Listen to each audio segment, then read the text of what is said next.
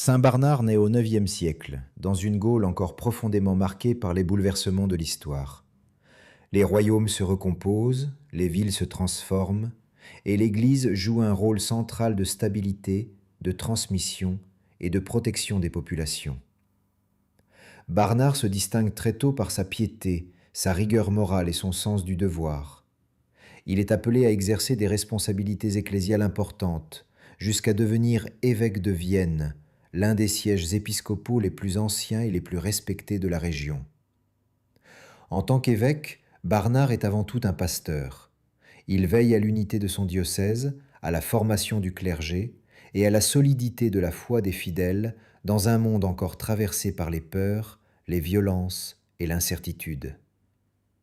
Son autorité ne repose pas sur la contrainte, mais sur l'exemple, la prière et la constance. La tradition rapporte qu'il entretient un lien particulier avec la ville de Romans-sur-Isère, où sa mémoire sera durablement honorée. Il y est reconnu comme un guide spirituel, proche du peuple, attentif aux plus faibles et profondément enraciné dans la vie locale.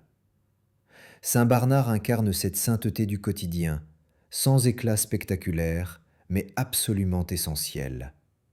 Une sainteté faite de décisions justes, de fidélité à la mission reçue et d'une présence stable là où Dieu l'a placé.